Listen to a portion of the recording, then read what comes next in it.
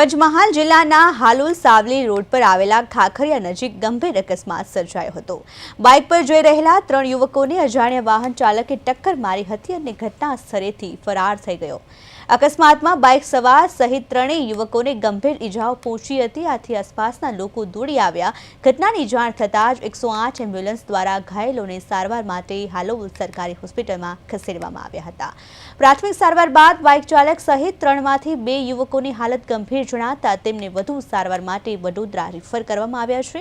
પ્રાપ્ત માહિતી મુજબ બાઇક પર સવાર 3 યુવકો ITM યુનિવર્સિટીમાં પરીક્ષા આપવા જઈ રહ્યા હતા। તે દરમિયાન ખાખરિયા નજીક અજાણ્યા વાહનની ટક્કરથી અકસ્માત નડ્યો હતો।